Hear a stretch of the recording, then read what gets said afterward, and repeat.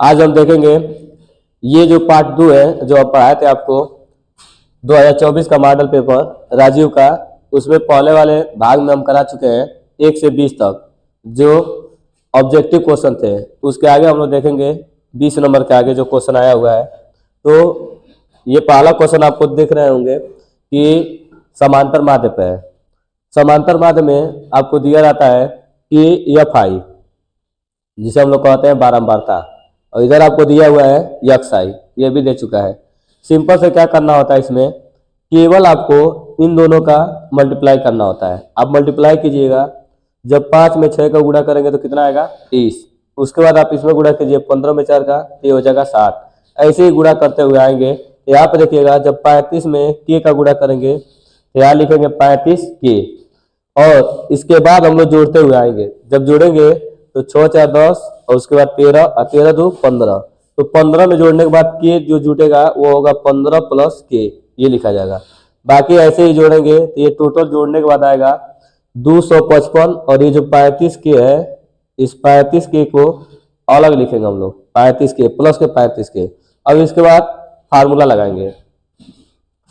समांतर माध्य का जो सूत्र होता है वो आपको याद होना चाहिए। समांतर माध्य का जो सूत्र होता है, ये जो फार्मूला आता है बराबर लिखते हैं, समांतर माध्य बराबर होता है सिग्मा एफ आई यक्स आई बट्टा सिग्मा एफ आई, ये सूत्र होता है सिग्मा एफ आई यक्स आई बट्टा एफ आई। और देखिए जो चीज ये आता है, यह नीचे जो दिखाई दे रहा होगा आपको, ये जो नीचे का जो चीज होता है यही होता है सिग्मा एफ आई यक्स आई, और जो इधर का आपको दिखाई दे रहा होगा ये होता है बस सिग्मा एफ आई। अब देखिए समांतर माध्य को हम दिखाते हैं यक्स व बार, इससे रिप्रेजेंट करते हैं। और ये आपको चीज देखेंगे सवाल में आपको ऊपर दे चुका है कि समांतर माध्य दिया है 21.5, सवाल में ही दे चुका है। तो आप यहाँ पे भरेंगे समांतर माध्य के जब 21.5, उसके बाद इधर देखिए इसकी वैल्यू आपको यहाँ से दिखाई देने को मिलेगी 255 प्लस 35 के। यहाँ से आप जब वैल्यू भरेंगे 255 और 35 की, और नीचे देखिए एफ आई है आपका 15 प्लस के, यहाँ भरेंगे 15 प्लस के। इसके बाद क्या करना होता है, ये भाग में इसका तिर्यक का गुणा कर दीजिए, दोनों में गुणा हो जाएगा। तो जब गुणा मतलब करेंगे 21.5 और इसमें गुणा होगा 15 का, फिर इसका भी गुणा होगा 21.5 का के में, 21.5 इंटू के। इधर आप इसको लिखेंगे 255 प्लस 35 के। अब इन दोनों का गुणा कीजिए, जब आप गुणा करेंगे तो आएगा 322.5। इधर देखिए ये प्लस 21.5 के है, और उधर है 255 35 के। अब हमारा काम होता है अंक को अंक की तरफ कर देना, और जो के वाला है उसको के की तरफ कर देंगे। ये जो के आपको दिखाई दे रहा होगा इसके को इस साइड भेज देंगे, और 255 के इधर लेकर आएंगे। जब इसको लेकर आएंगे 322.5 और 255 उधर प्लस है, 255 प्लस है, इधर लेकर आएंगे 255 हो जाएगा माइनस, इधर आपका हो जाएगा 35 के माइनस 21.5 के। अब इसको हम लोग घटाते हैं, घटाने के बाद जो बचेगा ये बचेगा 67.5, और उसके बाद इधर हम लोग घटाते हैं, इसको देखते हैं कितना बचता है। ये आपका बचेगा 5, और यहाँ से हो जाएगा आपका 3, और यहाँ बचेगा 1, ये बच जाएगा। अब देखिए ये चीज़ इधर गुणा में है, गुणा वाला चीज़ इस साइड भेजेंगे तो किसमें जाएगा, भाग में। तो यहाँ से आपको लिखेंगे के बराबर हो जाएगा 67.5, नीचे होगा 13.5। यहाँ दशमलव से दशमलव को काट दीजिएगा, दशमलव हट जाएगा, यहाँ हो जाएगा 675 135। जब इसमें आप भाग देंगे ये 5 बार में कट जाएगा, यहाँ से जो के का आंसर आएगा वो 5 आ जाएगा। एक बार और आसान से देख सकते हैं। देखिए ये जो नीचे आता है सिग्मा एफ आई एक्स आई होता है, ये जो आता है सिग्मा एफ आई होता है, और फार्मूला आपका इसके सामने है। समांतर माध्य सिग्मा एफ आई एक्स आई, जो वैल्यू जहाँ था वो वैल्यू रख दिया गया है। फिर आप तिर्यक का गुणा कर दीजिएगा, 15 प्लस के का दोनों में इसमें गुणा हो जाएगा। अब अंदर गुणा करने के बाद के वाला के की तरफ रख दिए, और जो नंबर है नंबर की तरफ लेकर आए, घटाए हैं, फिर ये गुणा में इधर जाएगा तो भाग करेगा, और कट के वैल्यू कितना आ जाएगा 5। ये जो क्वेश्चन है इसका आंसर 5 होगा। अगले क्वेश्चन को हम लोग देखते हैं। देखिए ये आपसे पूछा है कि मूल बराबर है, तो आपको विविक्तर याद होगा। विविक्तर कहता है कि d बराबर 0 कब, जब मूल बराबर रहेगा तब d बराबर 0। और d का मतलब क्या होता है, d का मतलब होता है बी स्क्वायर माइनस 4ac बराबर क्या लिख देंगे 0। ये होता है d बराबर बी स्क्वायर माइनस 4ac। आप चाहे तो 4ac को आप इधर से इधर भेज दीजिएगा, तो ये हो जाएगा बी स्क्वायर बराबर लिख सकते हैं 4ac। अब हम लोग पहले देखेंगे क्या ये द्विघात में है जिसको हम हल करना चाहते हैं। ये पूर्ण रूप से द्विघात नहीं है, तो पहले इसको द्विघात बनाते हैं। 2x स्क्वायर माइनस के x माइनस 1 और बराबर 0। अब देखिए सबसे पहले जो के बाहर है के का दोनों में अंदर गुणा करते हैं, तो के का x में गुणा होगा और फिर के का 1 में गुणा होगा। यहाँ हो जाएगा 2x स्क्वायर माइनस के एक्स, और ये देखिए ये माइनस इस माइनस में गुणा होगा, ये माइनस माइनस हो जाएगा प्लस बराबर 0। अब देखिए ए बी सी पहचानने का तरीका, तो जो एक्स स्क्वायर के बगल में होता है, एक्स स्क्वायर का जो बगल गिर कहिए वो आपका ए होता है, जो एक्स के बगल में होता है वो बी होता है, और चिन्ह सहित लिया जाता है। यदि एक्स के बगल में माइनस है तो माइनस रहेगा, प्लस है तो प्लस भी लिया जाएगा, और जिसमें यक्स लगा ही ना हो, मतलब जो अचर राशि हो, उसको हम सी बोलते हैं। जिसमें यक्स लगा ना हो वो क्या होता है सी होता है। अब हम वैल्यू इसमें भरेंगे, तो देखिएगा बी की वैल्यू दिखाई दे रहा होगा माइनस के का स्क्वायर, क्योंकि चिन्ह सहित आपको रखना है, और बी के जगह पर क्या है माइनस के, और उसके बाद रखेंगे 4, और ए के जगह पर 2 है, और सी के जगह पर कितना है के है। आपको पता होगा कि माइनस के स्क्वायर हमेशा प्लस होता है, माइनस के दिखाई दे रहा होगा, इसका स्क्वायर करेंगे तो ये हो जाएगा के स्क्वायर, इधर आपका हो जाएगा 4, मतलब मल्टीप्लाई कर दीजिए, ये हो जाएगा 4 दूना के 8 और के, तो यहाँ से एक के से एक के काट दीजिएगा तो के बराबर हो जाएगा 8। ये इसका आंसर हो जाएगा। काफी आसान क्वेश्चन है, बस आप सिंपल से विविक्तर लगा सकते हैं और लगा के इसको हल कर सकते हैं। अगला देखिएगा क्वेश्चन कह रहा है कि वृत्त में इससे क्षेत्रफल निकालना है और चतुर्थांश का, तो चतुर्थांश में निकालते हैं तो आपको जब चतुर्थांश आ जाए तो आपके दिमाग में आना चाहिए कि थीटा बराबर 90 डिग्री। बस सिंपल लगाइए थीटा बराबर 90 डिग्री जब चतुर्थांश दे दे। और परिधि दिया है तो परिधि होता है 2 पाई आर, परिधि का मतलब होता है 2 पाई आर, और परिधि कितना दे दिया है 44, परिधि आपका है 44। अब वैल्यू भरिए, देखिए 2 पाई का मान 22/7 और आर की वैल्यू रहने दीजिए क्योंकि निकालना है। यहाँ से देखिए आप यहाँ देखेंगे 22 गुना 44, ये 22 गुना 44 और ये 44, 44 से 44 कट जाएगा। फिर देखिए 7 भाग में है, इधर जाकर तो क्या कर देगा गुणा, आर की जो वैल्यू आ गई वो कितनी आ गई 7। 22 गुना 44, 44 से 44 कट गया है तो आर की वैल्यू आ गई 7। आपको थीटा दे चुका है और आपसे बस क्षेत्रफल पूछा है, तो सीधे डायरेक्ट हम फार्मूला लगा देते हैं कि जो क्षेत्रफल आएगा त्रिज्यखंड का क्षेत्रफल सूत्र होता है थीटा अपान 360 और पाई आर स्क्वायर, ये आपका फार्मूला होता है कि theta upon 360 pi r square. सब वैल्यू भरिए, आप देखेंगे थीटा की जगह पर दिया है 90, नीचे आप रखेंगे 360 और पाई का मान भरेंगे 22/7 और आर की वैल्यू देखिए, जब आर भरने जाएंगे तो आर की जगह पर कितना है 7 और वहाँ पे आर स्क्वायर है तो 7 को आप 2 बार लिखेंगे, 7 गुणे 7, एक साथ से एक साथ कट जाएगा, 0 से 0 काटिएगा, 9 चौको 36, 2 से काट लीजिएगा, इसको काटेंगे 2 दूना का 4, इसको काटिएगा तो 11, गुणा करेंगे 11 के साथ में तो हो जाएगा 1177/2, ये आएगा सेंटीमीटर स्क्वायर।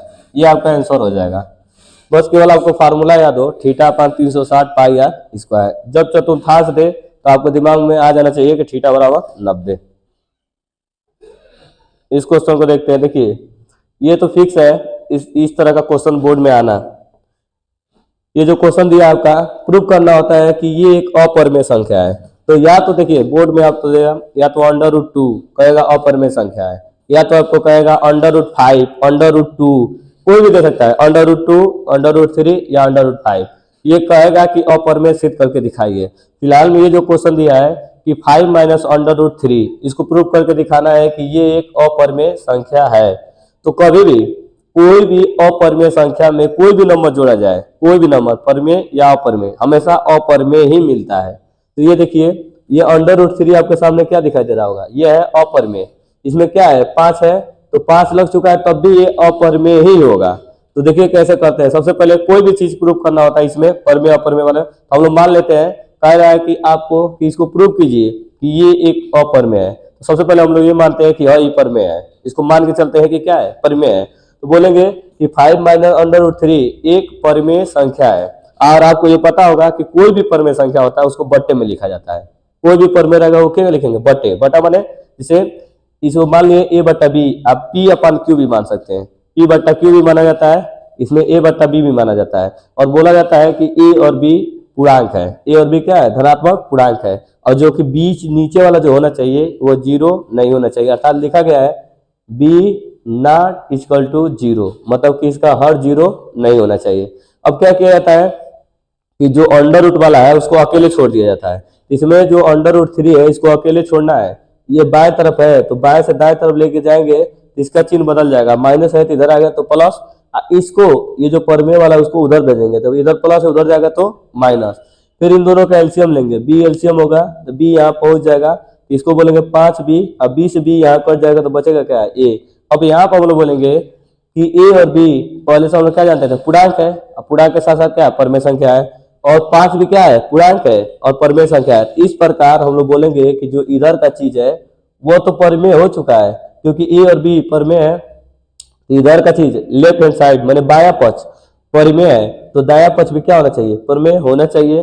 किंतु यह संभव है क्योंकि हम जानते हैं अच्छे तरीके से कि √3 क्या है, एक अपरिमेय संख्या है। तो ये लिखा गया है कि √3 क्या है, एक अपरिमेय संख्या है।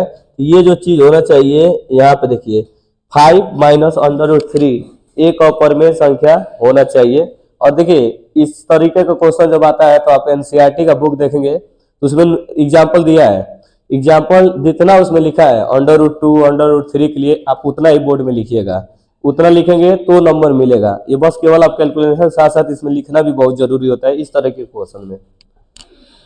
आगे वाला क्वेश्चन देखिएगा, देखिए इस क्वेश्चन में आपसे पूछा है कि कोई दो संख्याएं हैं, दो संख्या आपको निकालना है जिनका योगफल 27 दिया है, जिनका गुणनफल 182 है। तो जब योगफल की बात करते हैं कि दो संख्याओं का योगफल इतना है तो हमेशा उसमें पहली संख्या यक्ष मान लेते हैं, और जो दूसरी संख्या होता है जो योगफल दिया रहता है उसमें से घटा देते हैं। हम लोग इसमें बोलेंगे, कहा है कि दो संख्याओं का योग, दोनों को जोड़ने पर कितना आ रहा है, 27। तो इसमें हम लोग पहले ही मान लेते हैं कि माना जो पहली संख्या है, आप पहली संख्या को मानेंगे यक्ष, और जो दूसरी संख्या लेंगे इसी में से घटा देते हैं। पहली संख्या यक्ष ले लिए हैं और आप यहाँ लेंगे दूसरी संख्या। देखिए दूसरी संख्या आपका हो जाएगा 27 माइनस यक्ष, ये आपका दूसरी संख्या होगा। अब प्रश्नानुसार चलेंगे। प्रश्न में बोला क्या है, कह रहा है कि इन दोनों संख्याओं का गुणनफल, मतलब पहली संख्या और दूसरी संख्या दोनों का गुणा कर रहे हैं तो 182 के बराबर आ रहा है। तो पहली संख्या कौन है, पहली संख्या यक्ष है, उसमें किसका गुणा करना है, दूसरी संख्या का गुणा कीजिए। और दूसरी संख्या कौन है, 27 माइनस यक्ष, इन दोनों का गुणा कर रहे हैं तो गुणा करने पर कितना आ रहा है, 182, जो कि सवाल में दिया है कि पहली संख्या दूसरी संख्या को गुणा कर रहे हैं तो 182 आ रहा है। और देखिए अंदर गुणा करते हैं, इसमें भी गुणा करेंगे और इसमें भी गुणा करेंगे। यक्ष में 27, पहले 27 का यक्ष में गुणा करेंगे कितना होगा, 27 यक्ष, फिर यक्ष में यक्ष को गुणा करेंगे, ये हो जाएगा यक्ष स्क्वायर बराबर 182। अब माइनस वाला उधर लेके जाएंगे तो माइनस उधर जाएगा तो क्या हो जाएगा, ये माइनस एक्स स्क्वायर है, उधर जाएगा तो हो जाएगा प्लस, और ये पहले से प्लस है, प्लस वाला उधर जाएगा तो क्या बन जाएगा, माइनस। और बाकी इधर जो पहले से मौजूद है 182 बराबर क्या लिख देंगे, 0। इसका गुणनखंड करेंगे कि ऐसा दो नंबर ढूंढेंगे कि जिसका गुणा करे तो 182 है और जिसको जोड़े घटाए तो कितना बचे 27। तो 14 और 13 होगा, 14 में 13 जोड़िएगा तो 27 आएगा और 14 में 13 का गुणा कीजिएगा तो 182 होगा। इसका गुणनखंड करते हैं पहला नंबर और देखिए लास्ट वाला नंबर नहीं बदलता है, जैसे है वैसे ही रहेगा। पहला नंबर लास्ट वाला नंबर नहीं बदलेगा, जो बदलेगा बीच में। इसमें क्या करना है 14 में 13 जोड़ना है, इंटू यक्स लिखेंगे, अंदर दोनों गुणा कर देंगे, यहाँ से हो जाएगा यक्स स्क्वायर माइनस 14 यक्स। और देखिए जब ब्रैकेट तोड़ेगा तो प्लस है तो प्लस वाला क्या बन जाएगा माइनस, यहाँ हो जाएगा माइनस 13 यक्स प्लस 182 बराबर 0। अब देखेंगे हम लोग इन दोनों में क्या कॉमन दिख रहा है। इन दोनों में आप देखिए तो यहाँ भी यक्स है और यहाँ भी यक्स है, दोनों में यक्स कॉमन कर सकते हैं और कॉमन करने के बाद भाग देंगे, एक यक्स कटेगा, एक यक्स बच जाएगा, यहाँ यक्स कट जाएगा, 14 बचेगा। इन दोनों में देखते हैं क्या चीज कॉमन हो सकता है। तो माइनस 13 कॉमन करेंगे, भाग देंगे, माइनस से माइनस कटेगा, 13 से 13 कटेगा, यक्स बचेगा, इसमें भाग देंगे तो प्लस माइनस माइनस हो जाएगा और 13 से भाग देंगे तो 14 बाद में कटेगा। अब देखिए इसमें सेम सेम कौन क्वेश्चन है, सेम सेम देखेंगे यक्स माइनस 14 है, दोनों में क्या क्या सेम सेम मिल रहा है यक्स माइनस 14, और क्या नहीं मिल रहा है तो यक्स माइनस 13, दोनों को क्या कर दिया जाएगा अलग अलग 0। पहले 0 करेंगे यक्स माइनस 14 बराबर 0, 14 लेके जाएंगे तो यक्स बराबर क्या मिलेगा यक्स बराबर 14। फिर दूसरा करते हैं, यहाँ हो जाएगा यक्स बराबर 13, तो दो संख्या आ जाएगी आपकी 13 और 14, तो यही आपका आंसर हो जाएगा 13 और दूसरी संख्या क्या होगी 14। देख सकते हैं इस तरह के क्वेश्चन में आपको बहुत कम टाइम लगना चाहिए। अगला क्वेश्चन को देखिएगा, ये जो क्वेश्चन कर रहा है ये अंतर विभाजन, ये अंतर विभाजन पर है। अंतर विभाजन और बाह्य विभाजन का क्वेश्चन आपका आना चाहिए। यक्स बराबर होता है, देखिए इसका फार्मूला जब जब आएगा अंतर विभाजन, दो बिंदु है, देखिए पहला बिंदु है, दूसरा बिंदु है, ए बिंदु बी बिंदु, इसमें कोई तीसरा बिंदु आके काट रहा है, जो भी निकालना है सी बिंदु, किस अनुपात में काट रहा है 2 संबंध है 3, यहाँ से देखिए यहाँ से यहाँ तक 2 है और उधर क्या है 3 है।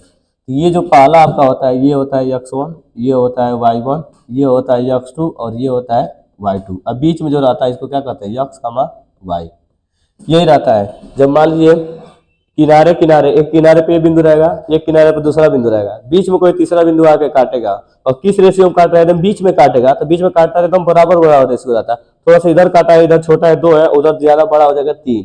इसके सूत्र होता है अंतर विभाजन, डायरेक्ट ना फार्मूला याद कर लो, डायरेक्ट अंतर विभाजन का सूत्र याद कर लो कि सीधे सीधे होता है यक्स बराबर होता है m1 x2 plus m2 x1 अपान m1 प्लस m2, ये यक्स के लिए होता है। फिर y के लिए जो होता है, देखो y के लिए होता है y बराबर m1 y2 plus m2 y1 अपान m1 प्लस m2, ये डायरेक्ट आप याद कर लीजिए।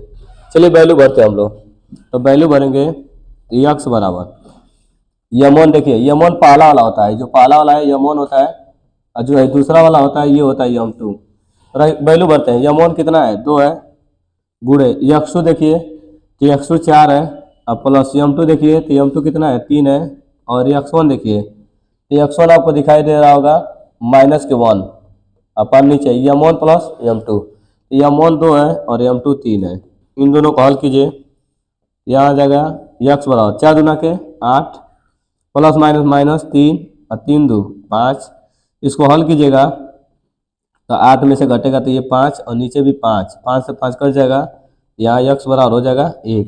अब ऐसे ही y का मान निकाल लेते हैं, वैल्यू भरिए m1 आपको दिखाई दे रहा है 2, y2 माइनस के 3 प्लस m2 आपको 3 दिखाई दे रहा है और y1 7 दिखाई दे रहा है, m1 प्लस m2 2 प्लस 3, यहाँ से हो जाएगा y बराबर 3 दूना के 6 और 7 3 के 21 और 3 2 5। अब इसको घटाएंगे, 21 में से 6 घटाएंगे तो ये बच जाएगा 15, 15 बट्टा 5, 5 से 15 काटिए 5 यही 15, 3 बार में कटेगा, या यक्स और वाई की वैल्यू आ गई, यक्स और वाई की वैल्यू। तो अब लिख देंगे इसका जो बिंदु आएगा, यक्स और वाई का जो मान आएगा यक्स की वैल्यू आ गया 1 और वाई की वैल्यू आ गया 3। ये आपका क्या आ जाएगा, ये इसका आंसर हो जाएगा। तो केवल आपको फार्मूला यदि याद हो, एक्स बराबर m1 x2 plus m2 x1 अपन m1 प्लस m2 और y बराबर इतना, केवल वैल्यू हे किनारे पर उस किनारे पर x1 y1 x2 y2 जो काटता अनुपात होता है m1 और m2।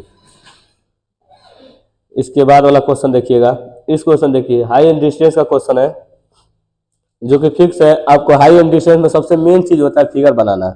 यदि आप फिगर बना दिए तो क्वेश्चन आप लगा देंगे, और फिगर आपसे नहीं बनता है तो क्वेश्चन लगने वाला है नहीं। सबसे मेन होता है इसमें फिगर। देखिए फिगर कैसे बनेगा, कह रहे हैं कि एक मीनार है, तो सबसे पहले आप मीनार बना ही लीजिए। मीनार बन गया।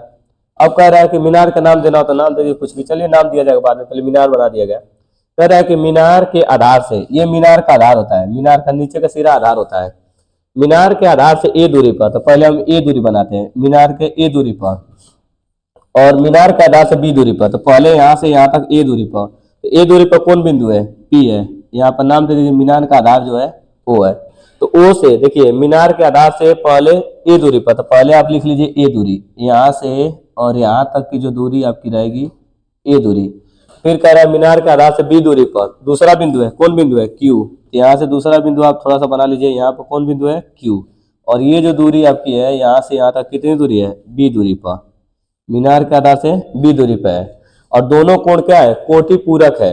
उन्नयन कोण जो है कोटि पूरक है, एक थीटा है, 90 माइनस थीटा। तो आप यहाँ से कोई बना लीजिए, एक मान लीजिए यहाँ पर ये जो कोण मान लीजिए थीटा, ये जो होगा कोटि पूरक यदि रह रहा है तो इसको लिखेंगे 90 माइनस थीटा। कोटि पूरक का मतलब ये होता है एक थीटा तो एक दूसरा 90 माइनस थीटा। यहाँ पे एक नाम दे दीजिए ए, इसकी ऊंचाई एच ले लीजिए। यही प्रूफ करके लाना है कि जो मीनार की ऊंचाई है वो किसके बराबर है, अंडर रूट ए बी के बराबर। ये प्रूफ करके लाना है, अंडर रूट ए बी। तो देखिए फिर से बता दे रहे हैं। सबसे पहले कहा है कि मीनार है, मीनार बन गया। मीनार के आधार से कितनी दूरी पर, ए दूरी पर, मीनार के आधार से ए दूरी पर एक बिंदु पी है। फिर कह रहा है इसी मीनार के आधार से बी दूरी पर, कितनी दूरी पर, यहाँ से लेकर यहाँ तक बी दूरी पर क्या है, एक बिंदु क्यू है। ये दोनों कोण एक दूसरे में कोटि पूरक है। कोटि पूरक का मतलब यदि एक थीटा है तो दूसरा 90 माइनस थीटा है। तो आपको सिद्ध करके लाना है कि ये जो मीनार है, मीनार की ऊंचाई अंडर रूट ए बी आएगी।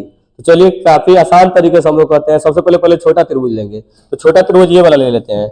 नाम दे दीजिए ओ पी और ए। इसका त्रिभुज के लिए छोटा वाला त्रिभुज ओ और पी और ए में, यहां से देखिए ओ पी ए। कोण देखेंगे तो कोण tan लेंगे, तो tan थीटा की जगह पर कितना है, 90 माइनस थीटा। यहाँ लिखेंगे 90 माइनस थीटा। tan थीटा बराबर होता है लंब बट्टा आधार।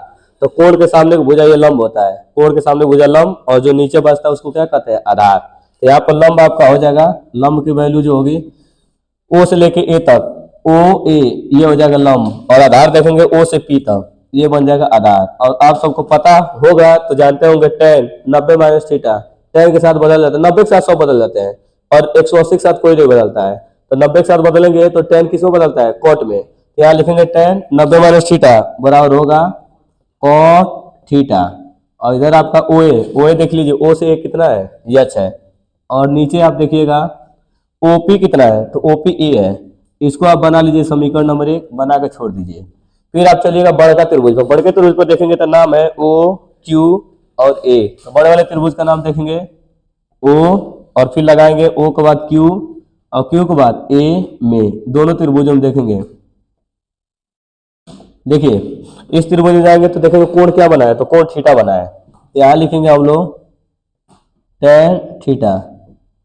tan थीटा बराबर हो जाएगा लंब बटा आधार। तो tan मैंने देखेंगे लंब, यहाँ से यहाँ तक लंब होगा, तो O से A आपका हो जाएगा लंब, और पूरा आधार यहाँ से लेंगे O से Q तक, O से Q तक लेंगे तो ये हो जाएगा आधार। अब वैल्यू भरेंगे, ये हो जाएगा tan थीटा बराबर OA। तो O से A देखेंगे कितना हाइट है, तो O से A का हाइट है h।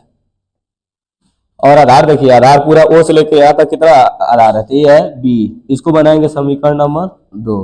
कुछ नहीं करेंगे, समीकरण नंबर 1 में समीकरण 2 का गुणा कर देंगे। यहाँ लिख सकते हैं समीकरण 1 मल्टीप्लाई समीकरण 2, आपस में मल्टीप्लाई कर दीजिए। और देखिए जब गुणा होता है तो लेफ्ट वाला लेफ्ट में गुणा होता है, राइट वाला राइट में गुणा होता है। तो लेफ्ट वाला देखेंगे इधर है cot थीटा, इधर है tan थीटा, दोनों का आपस में गुणा करना है आपको। इधर आप गुणा कीजिएगा कोट थीटा और गुणे लिखेंगे टेन थीटा। उधर आप जब लिखेंगे उधर का देखिए क्या है, H upon A B, H upon B. अब देखिए आप यहाँ से जानते होंगे कि कोट किसका उल्टा होता है, कोट टेन का उल्टा होता है। यहाँ पे लिख सकते हैं कोट थीटा बराबर 1/tan थीटा। ये कोट थीटा होता है, कोट थीटा बराबर 1/tan थीटा। फिर आप लिखेंगे tan थीटा और एच में एच का गुणा होगा तो क्या होगा, एच स्क्वायर और नीचे क्या होगा A B. tan theta cut जाएगा, बचे क्या एक, और ये हो जाएगा आपका एच स्क्वायर अपन क्या लिख देंगे ए बी। उसके बाद क्या कर देना, तिर्यक का गुणा। जब तिर्यक का गुणा करेंगे इसमें तो ये हो जाएगा एच स्क्वायर बराबर हो जाएगा ए बी। और देखिए स्क्वायर हटाएंगे तो बगल वाला किसमें आ जाएगा, अंडर रूट में। आप इधर से स्क्वायर हटाएंगे तो बगल वाला आ जाएगा अंडर रूट ए बी, जो कि आपको प्रूव करना था, यही आपको प्रूव करके लाना था। इस क्वेश्चन को आप लोग देख सकते हैं एक बार।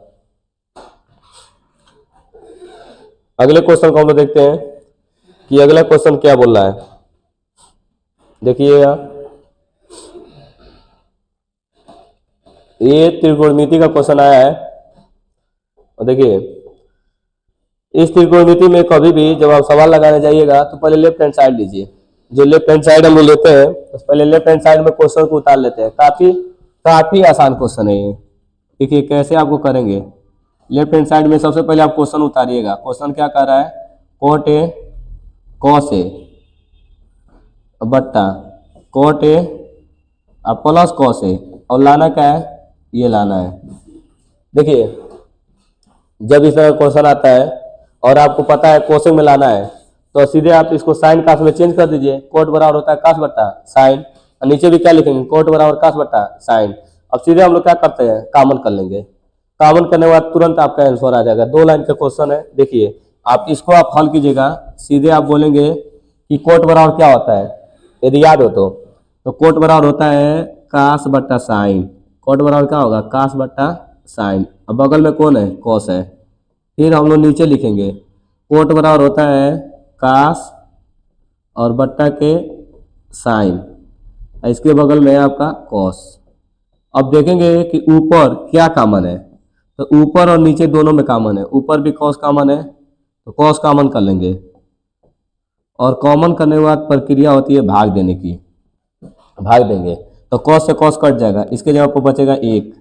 जब कॉमन कर लेंगे भाग देंगे, कॉस से कॉस कट जाएगा 1, और नीचे बचा आपका साइन ए। अब इधर देखिएगा ये कॉस से कॉस कट जाएगा, इसके जगह पर क्या बचेगा 1। अब नीचे भी कॉमन कर लीजिए, देखिए यहाँ भी कॉस है यहाँ भी कॉस है, कॉस कॉमन कर लीजिएगा। जब आप कॉस कॉमन करेंगे तो आपको अच्छी तरह पता है कि इसके बाद क्या करना है, भाग देना है।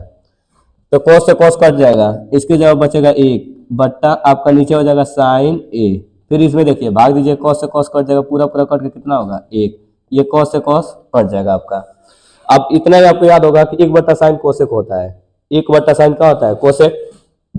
इसके आगे हम लोग हल करेंगे और लगाएंगे कि 1 बट्टा साइन बराबर क्या लिखते हैं, 1 बट्टा साइन बराबर होता है कोसेक ए अब माइनस 1। और नीचे देखिए 1 बट्टा साइन भी कोसेक होता है, यहाँ लिखा जाएगा कोसेक ए अब प्लस के 1। ये हो जाएगा R H S right hand side. ये आपको लेकर आना था। देखिए फिर एक बार बता रहे हैं, कोट बराबर होता है कास बटा साइन, कॉस बटा साइन, दोनों में कास कॉमन कर लीजिए। कॉमन करने के बाद भाग देंगे तो जहाँ जहाँ कास है वहाँ वहाँ कट के 1 हो जाएगा। यहाँ कास था कट के 1 हो गया, यहाँ कास था कट के 1 हो गया, यहाँ भी कास है कट के 1 हो जाएगा, यहाँ कास कट के 1 हो जाएगा। फिर 1 बटा साइन कोसेक हो जाएगा। तो इस तरीके से आप कर सकते हैं। देखिए वृत्त वाला क्वेश्चन, इस क्वेश्चन में कहा है कि 2 वृत्त हैं जिनकी त्रिज्या एगो 8 है एक 6 है, और उस वृत्त की त्रिज्या ज्ञात कीजिए जिनका क्षेत्रफल इन दोनों वृत्तों के क्षेत्रफल के योग के क्या है, बराबर है। तो बहुत आसान है। देखिए 2 वृत्त आपस में मिलके कोई तीसरा वृत्त बना रहे हैं, ठीक। और कहा है कि पहले वृत्त का, देखिए पहले वृत्त का क्षेत्रफल लिखेंगे तो पाई r1 स्क्वायर, दूसरे वृत्त का क्षेत्रफल पाई r2 स्क्वायर, और इन दोनों का जो क्षेत्रफलों का योग है वो तीसरे वाले वृत्त के क्षेत्रफल के बराबर है। आप सिंपल से बोल सकते हैं ये पहला वृत्त है इसकी त्रिज्या r1, दूसरा वृत्त है इसकी त्रिज्या r2 मानिए, और जो तीसरा वृत्त है उसकी त्रिज्या r मान लीजिए। तो इसका जब ये बोला है साफ साफ कि पहले वृत्त का क्षेत्रफल दूसरे वृत्त के क्षेत्रफल का योग तीसरे वाले वृत्त के क्षेत्रफल के बराबर है, तो तीसरा वाला वृत्त हम लेंगे उसका क्षेत्रफल पाई r स्क्वायर, ये लेंगे। अब देखिए इन दोनों में क्या कॉमन है, पाई कॉमन कर लीजिए। पाई कॉमन कीजिए और भाग दीजिए, भाग देंगे कॉमन पाई से पाई कट जाएगा, तो इसके जगह पर बचेगा क्या, यहाँ बचेगा R1 स्क्वायर, यहाँ भाग देंगे पाई से पाई कट जाएगा, आपको बचेगा R2 का स्क्वायर। इधर देखिए ये है पाई R स्क्वायर, ये पाई से ये पाई खत्म हो जाएगा। और देखिए त्रिज्या दे दिया है, पहले की त्रिज्या 8, यहाँ रखेंगे 8 का स्क्वायर, दूसरा की त्रिज्या 6, यहाँ रखेंगे 6 का स्क्वायर, बराबर इधर हो जाएगा R स्क्वायर। देखिए 8 का स्क्वायर हो जाएगा 64, 6 का स्क्वायर हो जाएगा 36, इन दोनों को जोड़ेंगे तो ये हो जाएगा 100, और 100 देखेंगे 100 किसका स्क्वायर होता है, इस तरह से स्क्वायर हटाएंगे तो बगल वाला किस में आ जाएगा, अंडर रूट में, R बराबर हो जाएगा अंडर रूट, और 100 निकलेगा 10 के रूप में, यहाँ हो जाएगा R बराबर 10, तो इसका आंसर आ जाएगा R बराबर 10 सेंटीमीटर, ये इसका आंसर आएगा। तो काफी आसान है। इस पर ना आपका इस तरह का क्वेश्चन देता है और कहता है परिधि को दे देता है कि पहले वृत्त का परिधि दूसरे वृत्त का परिधि का योगफल उसके तीसरे वाले वृत्त के परिधि के बराबर है। तो जब परिधि पतेगा तो परिधि का आप जानते हैं क्या होता है, 2 पाई R1, अब फिर क्या कर दीजिएगा 2 पाई R2, अब फिर ये किसके बराबर होगा 2 पाई R के। सेम टू सेम यही पर या तो ये क्वेश्चन देता है या तो एक परिधि वाला देता है, तो परिधि देगा तो ये और क्षेत्रफल देगा तो ये, आप दोनों में से कोई भी लगा सकते हैं जब जो क्वेश्चन कह दे। और देखिए ये त्रिकोणमिति का एनसीईआरटी क्वेश्चन है, और ये एनसीईआरटी क्वेश्चन काफी महत्वपूर्ण क्वेश्चन है, ये बहुत बार रिपीटेड क्वेश्चन आ चुका है। इस क्वेश्चन को आप अच्छे समझिए। सबसे पहले जो दिया उसको देखिए, पहले जो दे चुका उसको लिखिए, PR QR बराबर बोला है कि 25, ये दे दिया, इसको लिख लीजिए। अब सबसे पहले आपको बनाना है समकोण त्रिभुज। तो समकोण त्रिभुज जिस त्रिभुज में एक कोण 90 डिग्री हो, बकिया जो दोनों कोण हो वो न्यून कोण हो, न्यून कोण माने 90 से छोटे हो। आप देखिए इसमें खुद बोला है कि जो त्रिभुज का 90 वाला कोण है वो Q है। आप समकोण त्रिभुज बनाइए, यहाँ बनाएंगे समकोण त्रिभुज और यहाँ पर रखेंगे Q, क्योंकि Q ही है जो 90 है। अब यहाँ पर आप बोल दीजिए P और यहाँ पर रख दीजिए R, क्योंकि PR और ये PQR बन चुका है। अब देखिए इसमें एक भुजा दे दिया है कि बोला है PQ, तो PQ कितना है, PQ आपका है 5 सेंटीमीटर। और बाकी आपको ये दोनों नहीं पता है, ना ये पता है ना ये पता है, ये पता करना है। और पता करने के साथ साथ वो तीनों मान बताना है, साइन कास और टेन, तीनों का मान बताना है। तो सबसे पहले चलिए हम चलते हैं पाइथागोरस थ्योरम।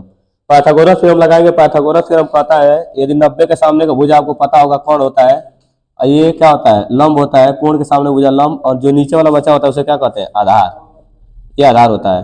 तो सूत्र कहता है, पाइथागोरस थ्योरम कहता है कि कोण का स्क्वायर बराबर, कोण का स्क्वायर बराबर होता है आधार का स्क्वायर, उसके बाद होता है प्लस लंब का स्क्वायर। ये फार्मूला आपका होता है। देखिए कोण का स्क्वायर बराबर आधार का स्क्वायर प्लस लंब का स्क्वायर। तो कोण देखिए कोण क्या है, यहाँ से आता है कोण, तो पता नहीं क्या रखेंगे PR, यहाँ कोण रखा जाएगा PR का स्क्वायर। आधार देखिए, आधार आपका 5 दिया है, यहाँ पर रखेंगे 5 का स्क्वायर। और लंब कितना है, लंब है QR, यहाँ रखेंगे QR का स्क्वायर। अब देखिए उधर ये प्लस है, आप इस साइड लेकर आइए तो प्लस वाला इधर आएगा तो क्या होगा माइनस, तो यहाँ हो जाएगा PR square minus QR square, और ये 5 का स्क्वायर कितना हो जाएगा 25। अब ये देखिए A square minus B square, एक बार इसको जोड़ देंगे और एक बार क्या कर देंगे घटा देंगे, क्योंकि फार्मूला बन रहा है A square minus B square. एक बार इसको जोड़ देना है A अब प्लस B, एक बार जोड़ना है और एक बार घटाना है, PR माइनस QR बराबर कितना है 25। अब देखेंगे ये जो वैल्यू शुरू में दिया था, देखिए PR प्लस QR बराबर कितना दिया है 25। इस समीकरण देखिए समीकरण नंबर 1 से ये वैल्यू सीधे रख दीजिए, PR QR के जगह पे क्या रख दीजिए है PR QR, इसके जगह पे क्या रख दीजिए 25।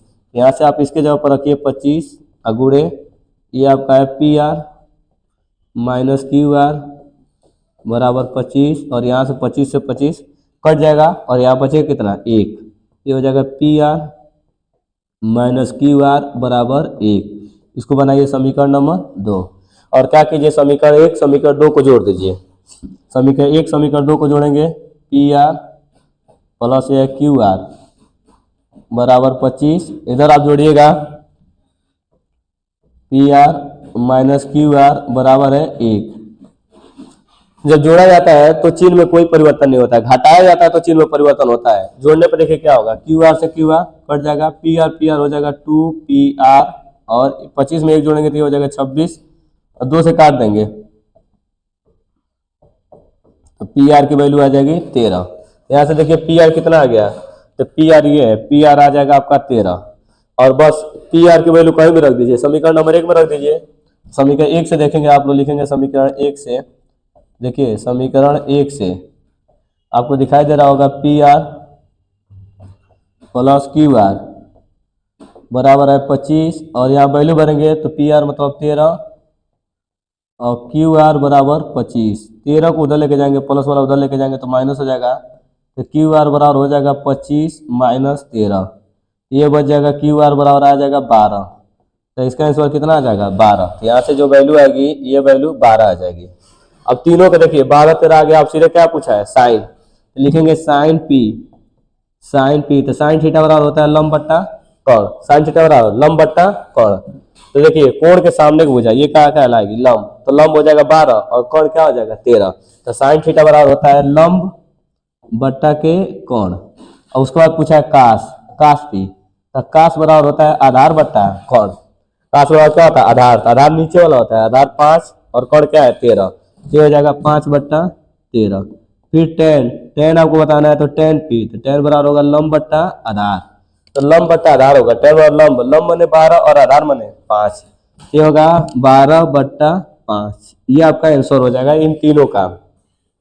एक बार इस क्वेश्चन को ध्यान से देखिएगा और इसको अच्छे से लगाइएगा।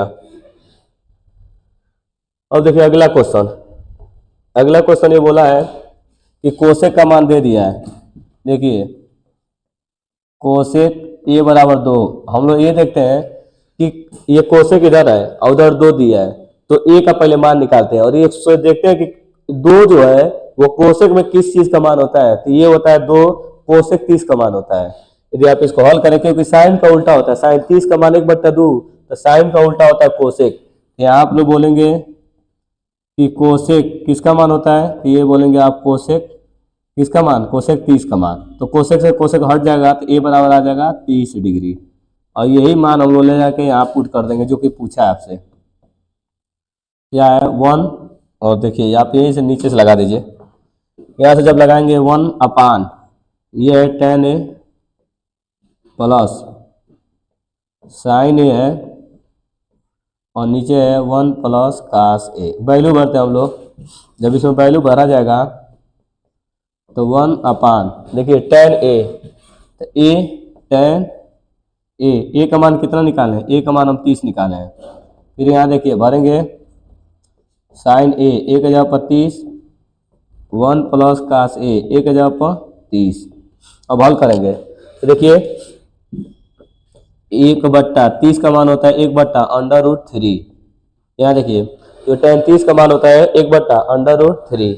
इधर देखिए आप इधर भरेंगे तो साइन 30 का मान होता है 1/2, साइन 30 का मान 1/2, इधर 1 प्लस कास 30 का मान √3/2 होगा, कास 30 का मान √3/2। अब देखिए कैसे हल किया, ये चौथे स्थान पर है, √3 चौथे स्थान पर है, सीधे ट्रांसफर होकर कहाँ जाएगा पहले स्थान पर, और इसमें हम लोग लेंगे एलसीएम इस वाले में, तो ये चौथे से सीधे कहाँ जाएगा पहले पर, यहाँ से हो जाएगा √3/1। और ये देखिए इसमें पहले आप प्लस लगाइए, फिर एलसीएम लीजिए, ऊपर आपका है 1/2, नीचे आप एलसीएम लेंगे 2 लेंगे, इसके हर में कुछ नहीं है तो 2 यहाँ पहुँच जाएगा, यहाँ हो जाएगा 2 प्लस, यहाँ 2 से 2 कट जाएगा तो √3, इस 2 से ये 2 कट जाएगा, इसके बाद आपका हो जाएगा √3 + 1, और ये यहाँ बचेगा 1/2 प्लस √3। आप चाहें तो यहीं पे इसका रेशनलाइज कर दीजिए, यहीं पे इसका रेशनलाइज करते हैं तो देखिए क्या होगा 2 - √3, और ये कर लीजिए 2 - √3। इससे फायदा आपको मिलेगा, देखिए क्या √3 1 से भाग देंगे तो कोई परिवर्तन नहीं है। यहाँ देखिए नीचे ये a + b a - b क्या हो जाएगा a² - b², a + b a की जगह पर 2 है और b की जगह पर √3 है, ये होगा a² और माइनस के b², और इस नंबर में 1 से कोई नंबर में गुणा करते हैं तो कोनो परिवर्तन नहीं होता है, तो 2 - √3। और देखिए 1 से आप 3 में भाग देते हैं तो ये तो √3 ही रहेगा, और देखिए प्लस इधर देखिए 2 माइनस अंडर रूट 3, और देखिए 2 का स्क्वायर 4, और रूट का स्क्वायर रूट हट जाएगा, अंडर रूट का स्क्वायर बस 3 बचेगा, तो 4 में से 3 घटेगा तो कितना बचेगा 1, अंडर रूट 3 और 2 यहाँ 1 बचेगा, 1 से भाग देंगे तो कोनो परिवर्तन नहीं होगा, यहाँ प्लस वाला अंडर रूट 3 माइनस वाला कट जाएगा, और इसका आंसर कितना आएगा 2, और इसका आंसर आपका आ जाएगा 2। देखिए आप इस तरीके से इसको लगाएंगे तो आप इसको मतलब आसानी से कर सकते। ये क्वेश्चन देखिए, ये थोड़ा सा इस तरह का क्वेश्चन आता है बोर्ड में, तो आपको फिगर बनाना पड़ेगा। ये कह रहा है कि एक बर्तन है जो अर्धगोले का आकार का है, अर्धगोले का आकार है, इसके ऊपर क्या रखा गया है बेलन। तो सबसे पहले आप अर्धगोला बना लीजिए, अर्धगोला कटोरा बनाइए, इस कटोरे के ऊपर आपको क्या रखा गया है, आपको रखा गया है एक बेलन, ठीक, इसके ऊपर क्या रख दिया गया है, एक बेलन रखा गया है, ध्यान दीजिए। अब आपसे क्वेश्चन में कह रहा है कि देखिए, कह रहा है कि अर्धगोले का व्यास, तो व्यास जो होता है 2r होता है, व्यास त्रिज्या का क्या होता है 2 गुना, तो व्यास दिया है 14 सेंटीमीटर, तो व्यास का आधा होता है, काट दीजिए इसको, r बराबर हो जाएगा 7 सेंटीमीटर, त्रिज्या जो होगी ये 7 हो जाएगी, व्यास का आधा त्रिज्या। और देखिए बर्तन की कुल ऊंचाई दे दिया 13, तो कुल ऊंचाई पूरा यहाँ से लेके इसमें टोटल ऊंचाई दे दिया 13 सेंटीमीटर, तो देखिए 13 सेंटीमीटर दे दिया है, तो इसका त्रिज्या कितना है 7। तो देखिए ये केंद्र है, और यहाँ से लेके यहाँ तक क्या कहलाएगा त्रिज्या, और यहाँ से यहाँ तक क्या कहलाएगा त्रिज्या, और यहाँ से यहाँ तक नीचे वाला क्या कहला जाएगा त्रिज्या, क्योंकि केंद्र से और परिधि के बीच की दूरी क्या होती है त्रिज्या। तो आप देखेंगे ये केंद्र है और ये परिधि है, इसके बीच की दूरी 7 है, अब पूरा का पूरा है जैसे लेके जले 13 है, और ये 7 वाला कट के निकल जाएगा, तो आपके पास बचेगा कितना 6 सेंटीमीटर। तो जो 6 सेंटीमीटर आएगा वो बेलन की ऊंचाई होगी, और बाकी जो त्रिज्या इसका दिया है अर्धगोले का वो 7 है। इसमें हम लोग सीधे क्या पूछा है, आंतरिक पृष्ठीय क्षेत्रफल पूछा है, तो दोनों का आंतरिक पृष्ठीय क्षेत्रफल लिख देते हैं। देखिए कुल आंतरिक पृष्ठीय बर्तन का, देखिए यहाँ लिखेंगे बर्तन का पृष्ठीय क्षेत्रफल, आंतरिक पृष्ठीय क्षेत्रफल निकालेंगे, बर्तन का आप निकालिएगा पृष्ठीय क्षेत्रफल, तो सीधे क्या कर देना आपको जोड़ देना है, किसका किसका, इसमें क्या बना हुआ है, इसमें आपका एक अर्धगोला है और इसमें क्या है एक बेलन है, तो बेलन का ऊपर पृष्ठीय क्षेत्रफल आपको याद होगा 2πr/h ये होता है, और दोनों एक के ऊपर रखे गए तो दोनों की त्रिज्या एक ही बराबर होगी, दोनों की त्रिज्या 7 ही होगी, बेलन की भी त्रिज्या 7 होगा और अर्धगोले का भी 7 होगा। तो बेलन का वक्र पृष्ठ और अर्धगोले का 2πr²। अब इन दोनों में देखिए क्या चीज आप कॉमन कर सकते हैं, तो 2πr कॉमन कर दीजिए, क्योंकि 2πr इसमें भी मिल रहा है 2πr इसमें, अब भाग दीजिए, भाग देंगे 2 से 2 कटेगा, पाई से पाई कटेगा, r से r कटेगा, तो बचेगा क्या, बचेगा आपका h। इसमें भाग देंगे 2 से 2 कटेगा, पाई से पाई कटेगा, 1r से 1r कटेगा, तो बचेगा क्या 1r। अब इसमें वैल्यू भरिए 2, पाई का मान 22/7, r की वैल्यू देखिए, r की वैल्यू 7 है, आप h देखिए h कितना है 6 है, और r की वैल्यू 7 है, यहाँ 7 से 7 कट जाएगा, और ये हो जाएगा 22 दूना 44, और 6 से 7 हो जाएगा 13, और गुणा कर दीजिए, 13 चौको 52 के 2 हो जाएगा, और 5 और 13 चौको 52, और आप हो जाएगा 57। ये आपका आंसर आ जाएगा, किस में आया है सेंटीमीटर स्क्वायर।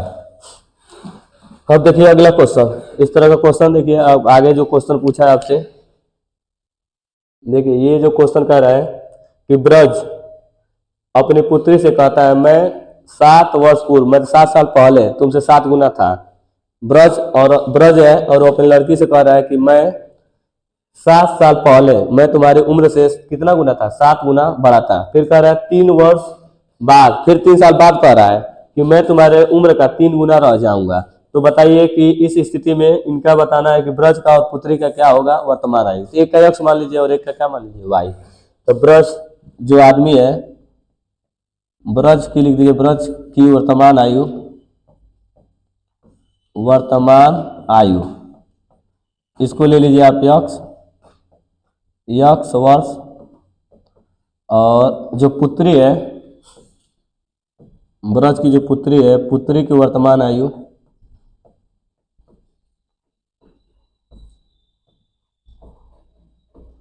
ये ले लीजिए y साल, मतलब y वर्ष। एक x ले लीजिए और एक y ले लीजिए। अब प्रश्नानुसार क्या कर रहा है उस पर चलिए। प्रश्न का अनुसार देखिए प्रश्नानुसार कह रहा है, पहले बोल रहा है कि 7 साल पहले, तो 7 साल पहले दोनों छोटे होंगे, क्यों ब्रज भी छोटा होगा, तो 7 साल पहले यक्स में से ब्रज में से 7 साल घटा देंगे, बराबर लिखेंगे, लड़की में से भी 7 साल घटा देंगे, दोनों में से 7 साल घटाएंगे, ब्रज में 7 साल घटाएंगे, लड़की में 7 साल घटाएंगे। और कह रहा है कि क गुना रह जाए 7 गुना। तो हमेशा एक बात याद रखिएगा, गुना हमेशा गुणा छोटे वाले में किया जाता है, गुना हमेशा छोटे वाले में ही करना है। तो छोटा है मतलब इसमें जो छोटा होगा वो लड़की होगी, तो लड़की कौन है, वाई। तो 7 साल पहले, तो दोनों में 7 साल घटा के क गुना 7 गुना। तो हमेशा फिर बता रहे हैं गुणा किस में किया जाएगा, जो छोटा होगा। तो छोटा यहाँ लड़की है, अंदर गुणा कर दीजिए दोनों में, यहाँ हो जाएगा यक्स माइनस 7 बराबर 7y, और 7 7 हो जाएगा 49। और लेकर आइए सबको इधर, या इधर लेकर आएंगे तो ये होगा यक्स, प्लस इधर आएगा तो हो जाएगा माइनस, और ये प्लस वाला इधर आएगा तो माइनस है तो प्लस हो जाएगा। अब माइनस 7 घटेगा इसमें से, बराबर बचेगा 42, यक्स माइनस 7y, ये हो जाएगा प्लस के 42 बराबर 0। समीकरण नंबर क्या बना के छोड़ देंगे 1। अब अगला देखिए, अगला क्या बात बोल रहा है, कह रहा है अब से 3 साल बाद, 3 साल बाद दोनों में 3 साल जोड़ देना है। ब्रज में भी, ब्रज यक्स है तो 3 साल बाद 3 साल जोड़ देंगे। फिर लड़की है, लड़की वाई है, एऊ में 3 साल जोड़ देंगे, दोनों में 3 साल जोड़ दिए। को गुना 3 गुना, 3 गुना, गुना के में करना है छोटे वाले में, छोटा कौन है, लड़की। तो लड़की में आप गुणा कीजिए, 3 का गुणा कर दीजिए, यहाँ आ जाएगा यक्स प्लस 3, और उधर गुणा करेंगे 3y, और ये हुआ 3 3 के 9। लेकर आइए सबको इधर, इस साइड जब लेकर आएंगे आप देखिए यक्स, इधर लेकर आएंगे तो माइनस के 3y प्लस 3 और माइनस 9 बराबर 0। हल कीजिए, यक्स माइनस 3y और माइनस के 6 बराबर 0। समीकरण नंबर 2। अब क्या करना है कि समीकरण नंबर 1 में से समीकरण नंबर 2 को क्या कर दीजिए, घटा दीजिए। जब घटाएंगे आप 1 में से 2, समीकरण 1 में से क्या कीजिए, समीकरण 2 को घटा दीजिए। लिखना पड़ता है, आप लिख लीजिएगा कि समीकरण 1 में से समीकरण 2 को क्या करने पर, घटाने पर। तो घटाइए, समीकरण नंबर 1 दिखाई दे रहा होगा, यक्स माइनस 7y और प्लस 42, और इसके बाद ये आपको दिखाई दे रहा होगा यक्स माइनस 3y माइनस 6 बराबर 0। घटाने पर देखिए क्या होगा, ये माइनस माइनस प्लस, प्लस वाला माइनस, चिन्ह बदल जाता है। यदि इसके सामने प्लस है तो माइनस हो जाएगा, हाई माइनस है तो प्लस हो जाएगा, हाई माइनस है तो प्लस होगा। यहाँ से यक्स यक्स कट जाएगा, देखिए 7 में से 3 घटेगा तो माइनस के बचेगा, माइनस के 4y, और ये देखिए प्लस प्लस जुड़ जाएगा तो कितना हो जाएगा, या जोड़िए तो हो जाएगा 48 और बराबर 0। 48 को आप उधर लेके जाइए तो माइनस 4y बराबर माइनस 48, इसको काट दीजिए, माइनस से माइनस कटेगा, 4 से इसको काट दीजिए, 4 कम 4, 4 दूना का 8, तो y बराबर हो जाएगा 12। y की वैल्यू कितनी आ गई, 12, मैंने लड़की की जो उम्र है वो 12 है, और y की वैल्यू आप किसी भी में रख दीजिए, समीकरण 2 ही में रख दीजिए। तो 2 वाले में रखेंगे तो देखिए यक्स माइनस 3y माइनस 6 बराबर 0, इसमें रख दीजिए y की वैल्यू 12, यक्स माइनस 3 यहाँ 12 रखिए, तो यहाँ से हो जाएगा 12 12 5 4 36 माइनस 6 बराबर 0। इन दोनों को जोड़ दीजिए, ये आ जाएगा 42। आप इस साइड लेके जाइए, तो पिता की उम्र जो ब्रज है उसकी उम्र कितनी आ जाएगी, 42 साल, और जो पुत्री है उसकी उम्र कितनी आ जाएगी, 12 साल। देखिए फिर बता दे रहे हैं, कभी भी वर्तमान आयु एक्स वाई में माना जाता है, जैसा क्वेश्चन में कहता है कि 7 साल पहले तो 7 साल घटाना होता है, और इतना गुना, तो गुना हमेशा छोटे वाले में किया जाता है। फिर आगे जो कंडीशन कहता है 2 साल बाद या 3 साल बाद, तो 3 जोड़ा जाता है, जब पहले को बोलेगा तो घटाएंगे, आगे को बोलेगा तो जोड़ेगा, और गुना किसमें किया जाता है, छोटे वाले में। फिर अगला क्वेश्चन देखिएगा, अगला क्वेश्चन देखते हैं हम लोग। इस क्वेश्चन में आया हुआ है, क्वेश्चन बोला है कि रहमान 3 साल पहले, तो जब उम्र वाला क्वेश्चन आ जाता है तो जब पहले की बात करता है तो हमेशा हम लोग घटाते हैं, और जब बाद की बात करता है पश्चात बोलेगा 5 साल बाद तो हमेशा 5 जोड़ते हैं। तो इस क्वेश्चन में कह रहा है कि रहमान की जो उम्र है वो 3 साल पहले, यदि हम लोग रहमान की उम्र यक्स मान ले, वर्तमान उम्र, तो हमेशा 3 साल पहले क्या होगा, यक्स माइनस 3, और 5 साल बाद करेगा तो क्या उसकी उम्र होगी, यक्स प्लस 5। तो सबसे पहले इसमें क्या करना पड़ेगा, आपको मानना पड़ेगा कौन सा उम्र, रहमान। तो हम लोग पहले मान लेंगे कि माना जो रहमान है, माना रहमान की वर्तमान आयु जो इस समय है, वर्तमान आयु क्या मानेंगे, यक्स, यक्स वर्ष। अब देखो इस प्रश्न में देंगे कि प्रश्न बोल क्या रहा है, तो लिखेंगे प्रश्नानुसार, प्रश्नानुसार, प्रश्नानुसार ये बोला है कि सबसे पहले कि 3 वर्ष पूर्व माने 3 साल पहले, तो x माइनस 3 हो जाएगा। फिर कह रहा है इसका उम्र का व्युत्क्रम, व्युत्क्रम माने क्या होता है? उल्टा, व्युत्क्रम माने उल्टा। फिर कहा है कि 5 साल बाद उसकी आयु का व्युत्क्रम, फिर 5 साल बाद 5 जोड़ेंगे, फिर उसका उल्टा करेंगे। इन दोनों का उल्टा का योगफल कितना है? 1/3। तो पहले 3 साल पहले क्या होगा? x माइनस 3, और इसको क्या किए हैं? इसका व्युत्क्रम किए हैं। फिर बोला है कि 5 साल बाद, तो 5 साल बाद क्या करेंगे? 5 जोड़ देंगे, और इसका क्या कहा है? व्युत्क्रम का है। तो व्युत्क्रम के लिए क्या कर दिए हैं? उल्टा कर दिए हैं। इसके बाद क्या कर रहा है? इन दोनों का योग, योग माने इन दोनों को जोड़ देंगे, तो इनका योग जो है इन दोनों को जोड़ने पर कितना आ रहा है? 1/3। इसके बाद हम लोग कैलकुलेशन करेंगे। सबसे पहले इन दोनों में एलसीएम लेंगे, तो एलसीएम क्या होगा? दोनों हो जाएगा, और दोनों इसलिए होगा क्योंकि दोनों अलग अलग है। दोनों एलसीएम होगा तो एलसीएम लेंगे x माइनस 3, और अगला एलसीएम होगा x प्लस 5। एलसीएम लेने के बाद क्या किया जाएगा? भाग। जब भाग देंगे तो x माइनस 3 से x माइनस 3 कट जाएगा, क्या बचेगा? x प्लस 5, और जो बचेगा उसका किस में गुणा होगा? 1 में। तो 1 में गुणा होता है तो यही नंबर हो जाएगा x प्लस 5।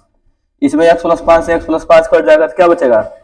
x माइनस 3, और 1 में गुणा करेंगे तो क्या रह जाएगा? x माइनस 3 बराबर लिखेंगे 1/3। अब यहाँ क्या होगा? ये x और x जुड़ के कितना x हो जाएगा? x 2x, और 5 में से 3 घटेगा कितना बचेगा? 2। अब उसके बाद हम लोग क्या करेंगे? गुणा। गुणा कर लो नीचे, x में x का गुणा करोगे तो क्या होगा? x²। x में 5 का गुणा करोगे तो क्या होगा? 5x। फिर उसके बाद 3 में x का गुणा करो, प्लस माइनस -3x। उसके बाद गुणा करोगे 3 5 15 बराबर 1/3। आगे देखो, इसको पहले हल करते हैं। यह है 2x प्लस 2, और नीचे देखो, नीचे हो जाएगा तुम्हारा x², और 5x में से 3x घटेगा तो कितना x बचेगा? 2x, और लास्ट में क्या है? माइनस के 15 बराबर 1/3। उसके बाद हम लोग तिर्यक का गुणा कर देंगे। x² 2x माइनस 15 के 1 में गुणा होगा, तो 1 में गुणा होगा तो यही नंबर होगा, और फिर 3 से इसमें गुणा हो जाएगा। तो पहले ये वाला नंबर लिखते हैं, 2 घात वाला। 2 घात वाला लिखेंगे तो x², उसके बाद हो जाएगा तुम्हारा 2x और माइनस 15, उसके बाद इसमें गुणा कर देंगे 3 से, ये हो जाएगा 3 दूना के 6, और इधर हो जाएगा 3 दूना के 6। अब लेकर आएंगे इसको इस तरफ, जब इधर लेकर आएंगे ये हो जाएगा x² प्लस 2x, इधर लेकर आएंगे तो क्या होगा? माइनस के 6x माइनस 15 माइनस 6 बराबर 0। यहाँ जब घटेगा 6 में से 2 घटेगा तो बचेगा माइनस के 4x, और ये हो जाएगा 21 बराबर 0। ये हो चुका है गुणनखंड। गुणा करने पर कितना चाहिए? 21। ऐसा 2 नंबर ढूंढेंगे कि जिसका गुणा करे तो 21 आए, और जोड़े घटाए तो कितना बचे? 4। तो वो नंबर है 7 और कितना? 3। 7 3 21, और 7 में से 3 घटेगा, कितना बचेगा? 4। लिखेंगे x²। इसमें क्या होता है कि पहला नंबर और लास्ट वाला नंबर चेंज नहीं होता है। पहला नंबर लास्ट वाला नंबर क्या होता है? चेंज नहीं होता है। कौन चेंज होता है? बीच वाला। कितना घटाएंगे? 7 में से किसको घटाएंगे? 7 में से 3। 7 में से 3 घटाएंगे 4 बचेगा, 7 3 के 21। अब अंदर गुणा कर देंगे, दोनों में गुणा होगा, तो x² माइनस 7x, और ब्रैकेट तोड़ेगा तो माइनस माइनस क्या होगा? प्लस 3x माइनस 21 बराबर क्या लिख देंगे? 0। इन दोनों में क्या कॉमन दिख रहा है? x। भाग देंगे, एक x से क्या होगा? एक x कटेगा, यहाँ x से x कटेगा, क्या बचेगा? 7। इन दोनों में क्या कॉमन दिख रहा है? 3, क्योंकि x तो दिखाई नहीं दे रहा है। 3 कॉमन करेंगे और भाग देंगे, 3 से 3 कट जाएगा x, और 3 7 21। अब देखेंगे सेम सेम क्या है, तो सेम सेम है x माइनस 7।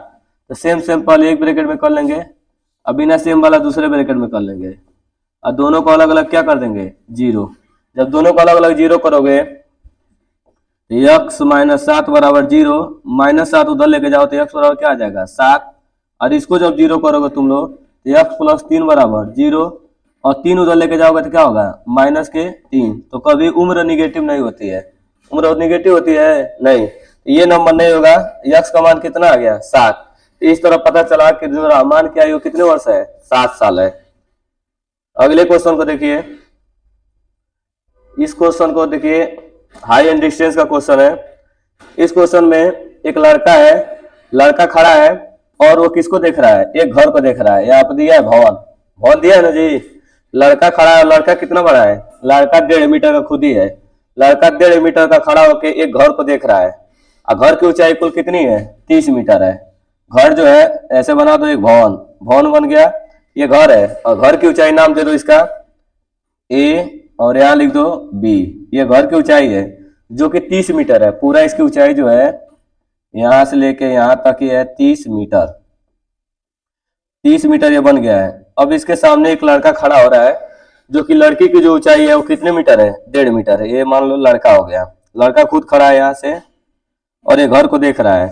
कितना मीटर है लड़का, लड़का खड़ा, ऊंचाई कितनी है इसकी लड़के की, 1.5 मीटर। आगे क्वेश्चन सुनो, 1.5 मीटर का लंबा एक लड़का 30 मीटर के भवन को देख रहा है, और देख के क्या कर रहा है, उस भवन के ऊंचे भवन की तरफ जाता है, मतलब आगे की तरफ बढ़ता है। तो पहले जब वो खड़ा था, जब यहाँ पर खड़ा था, तो उसके शिखर का कितना डिग्री कोण बन रहा है, 30 डिग्री। ठीक है, पहले जब लड़का खड़ा था, यहाँ पे खड़ा था, नाम दे ए बी, इसका नाम दे दो सी, इसका नाम दे दो डी। यहाँ पर लड़का खड़ा है, और खड़ा होके वो छत को देख रहा है। जब शुरू में छत को देखा है तो कितना डिग्री का कोण बना रहा था, कितना डिग्री कोण बना रहा है, पहले 30, पहले बनाया है 30 डिग्री। फिर बोला है कि लड़का कुछ दूर घर की तरफ, मतलब भवन की तरफ आगे चल के गया है। तो लड़का जैसे जैसे आगे बढ़ेगा, आगे बढ़ेगा तो कितना डिग्री कोण बना रहा है, थोड़ा सा और आगे गया है, मान लो और आगे यहाँ पर पहुंच गया है, तो अब कितनी डिग्री कोण बना रहा है, 60।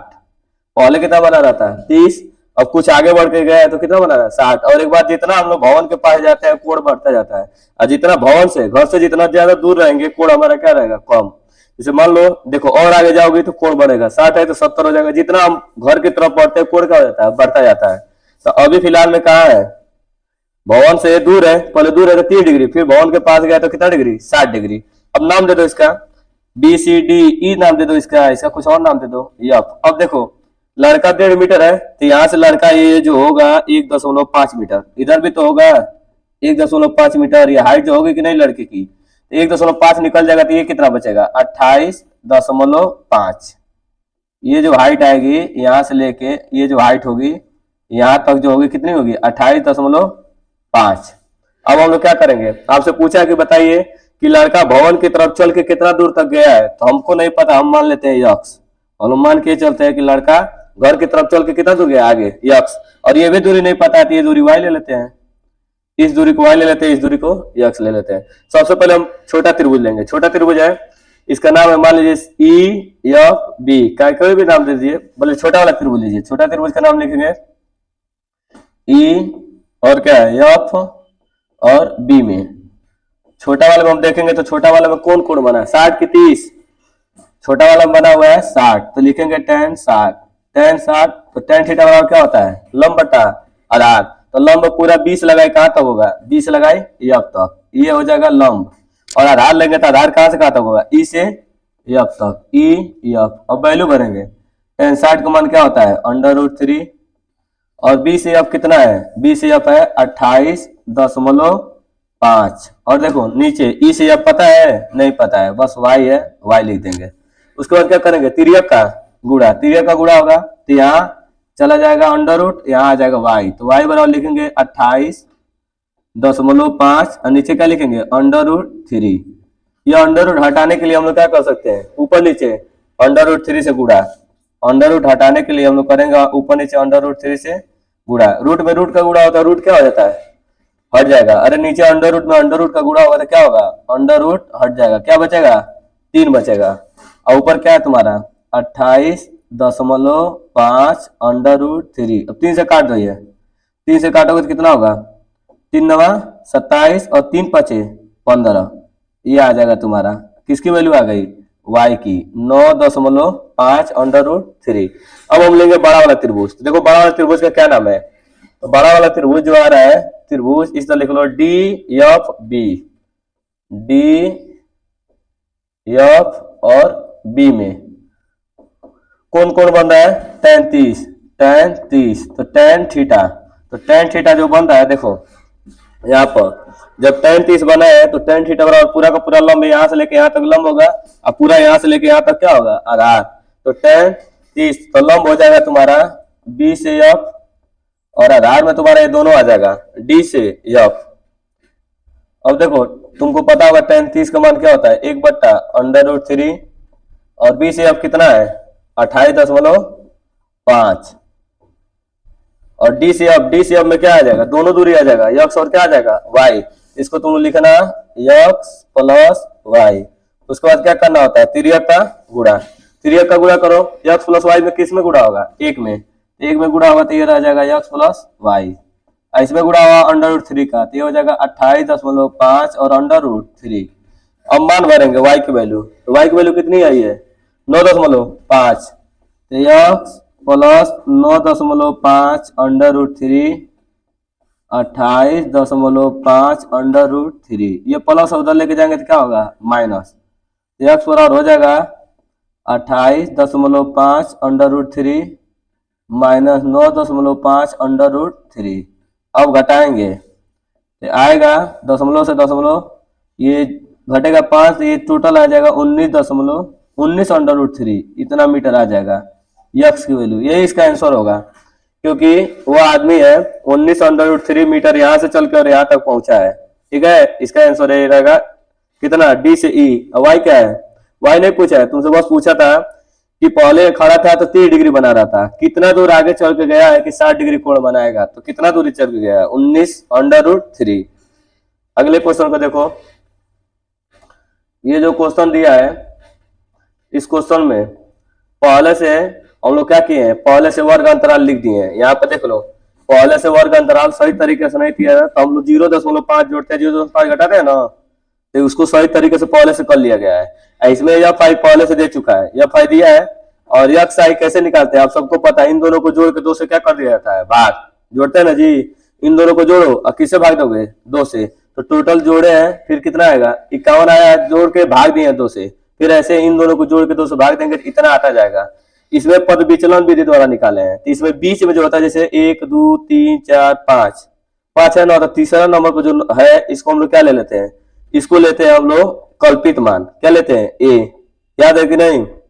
इसको लिया जाता है, कौन सा मान लिया जाता है, कल्पित मान ए लिया जाता है, बीच वाला नंबर। और इसमें जो यू आई दिखाई दे रहा है, यू आई कैसे निकालते हैं, हम लोग क्या करते हैं कि जो यक्स आई है, यक्स आई, इसको यक्स आई बोलेंगे, यक्स आई में से कल्पित मान किसको, ए वाले को घटा कर किससे भाग देते हैं, यच से। यच क्या होता है, अंतराल। इसमें कितने का अंतराल है, कितने का अंतराल है, 3 का।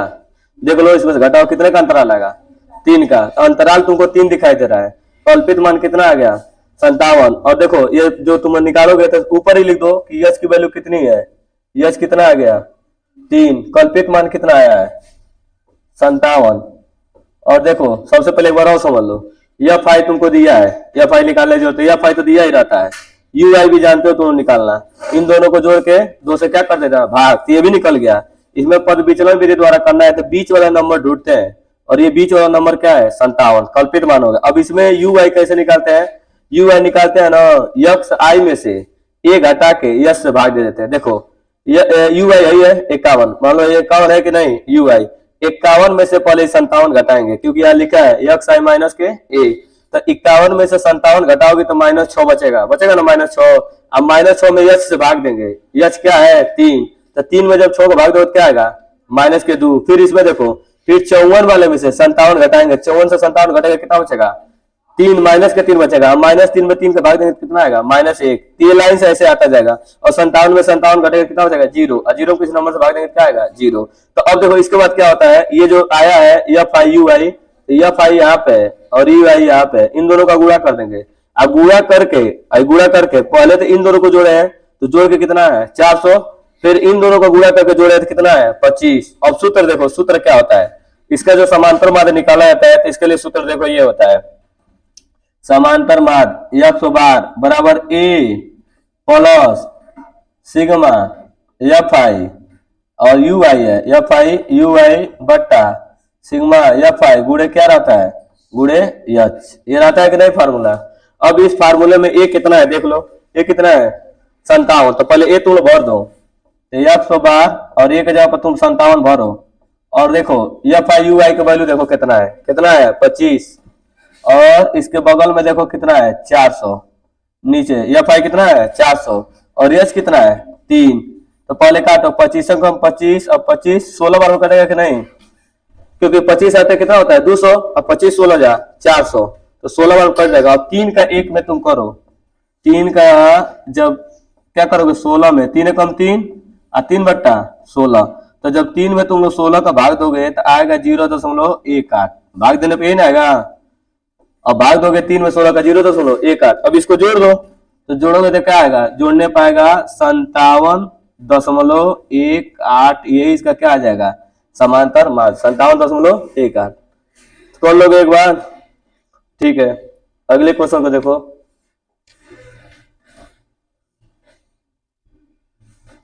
ये देखो ये वाला क्वेश्चन,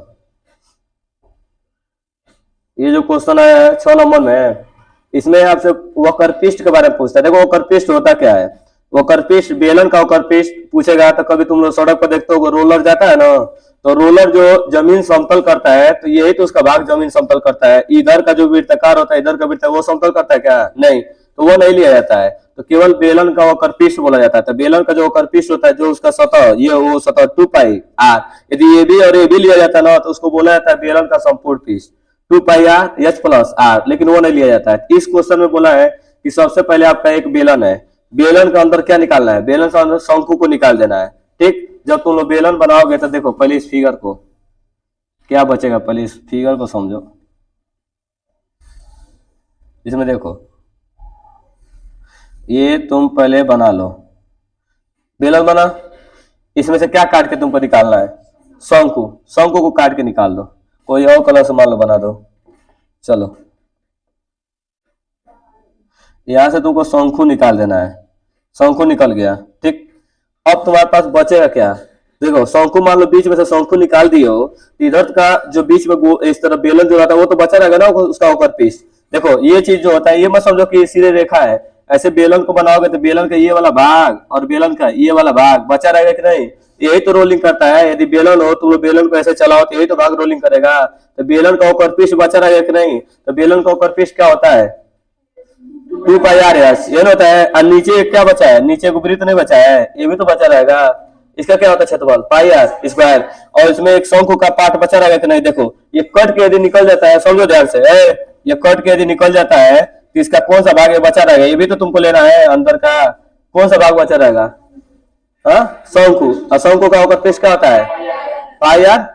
तो हमको क्या लिखना है, तीनों का क्या पूछा है, शेष बचा हुआ क्या पूछा है। देखो क्वेश्चन में ध्यान दो, कह रहा है कि एक बेलन जिसकी ऊंचाई कितनी है 24। ये बताओ बेलन जितना बड़ा होगा उतना बड़ा तो शंकु भी होगा। इसमें बेलन जितना बड़ा है उतना बड़ा क्या होगा, शंकु होगा। और दोनों की त्रिज्या भी क्या रहेगी, एक ही रहेगी, क्योंकि दोनों की त्रिज्या क्या है, सेम है दोनों की त्रिज्या। तो इसकी क्या दे दी है, ऊंचाई, और उसके बाद क्या दिया है, इसका त्रिज्या। त्रिज्या कितना दे दिया है 7। तो यहीं पे लिख लो, पहले तुम क्या करो यहाँ पे लिख लो, इसकी ऊंचाई यस से दिखा दो, कितनी ऊंचाई है 24। अब क्या लिखोगे, ऊंचाई के बाद त्रिज्या कितना दिया है जी 7, त्रिज्या कितना दे दिया है 7 सेंटीमीटर। और उसके बाद जो भी फिगर में तुम लोग को बताया है, कह रहा है कि 7 सेंटीमीटर ऊंचाई और त्रिज्या दे दिया है। इसकी ऊंचाई के बराबर एक उसी आधार की, उसी त्रिज्या के आधार के शंकु को काट के निकाल दिया जाता है। तो शेष ठोस का संपूर्ण पृष्ठ और आयतन ज्ञात करना है, दोनों निकालना है। तो पहले तुम लोग क्या निकालोगे, संपूर्ण पृष्ठ। तो बोलो संपूर्ण पृष्ठ क्या होगा, इसका जो शेष बचा संपूर्ण पृष्ठ लिखेंगे, शेष ठोस का, क्या लिखोगे, ठोस का संपूर्ण पृष्ठ।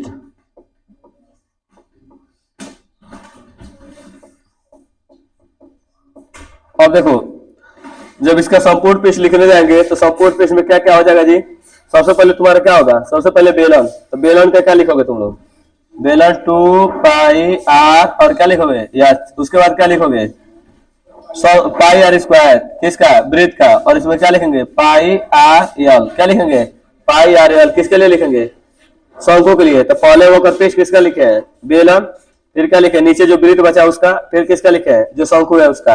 अब बताओ तीनों में क्या कॉमन हो सकता है, तीनों में कॉमन करो तो क्या कॉमन कर सकते हो, πr कॉमन कर लो, भाग दो, क्या कटेगा जी, पाई से पाई कट जाएगा, r से r कट जाएगा, तो क्या बचेगा 2 बचेगा। उसके बाद क्या बचेगा यच, यहाँ से क्या होगा पाई से पाई r से r, तो एक r बचेगा। यहाँ से क्या होगा पाई से पाई कट जाएगा, r से r क्या बचेगा, यल बच जाएगा।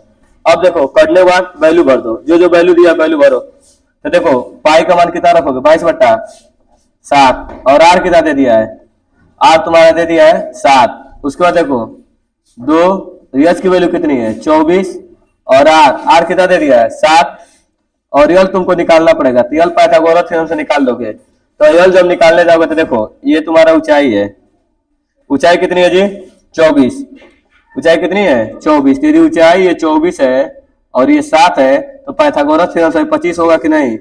कोण का स्क्वायर बराबर आधार का स्क्वायर प्लस लंब का स्क्वायर। यदि पाइथागोरस थ्योरम लगाते हो तो ये वाला तुम्हारा कोण कहलाएगा, क्योंकि ये 90 डिग्री है और 90 के सामने का क्या कहलाता है कोण। कोण ये होगा, ये आधार हो जाएगा और ये चीज क्या कहलाएगी लंब। तो कितना आएगा 25, निकाल लोगे ना पाइथागोरस थ्योरम से। तो पाइथागोरस थ्योरम हम निकालेंगे तो यहीं पे लिख देंगे यल बराबर निकाल सकते हो। यल बराबर देखो अंडर रूट होता है आर स्क्वायर प्लस क्या होता है एच स्क्वायर, और यल आर कितना दे दिया है तुम्हारा 7, तो 7 का स्क्वायर, एच कितना दे दिया है 24 का स्क्वायर। ये टोटल हल करेंगे तो आएगा 49 और प्लस 24 का 576, और जोड़ देंगे तो कितना आएगा 625, और 625 कोने का होता है 25।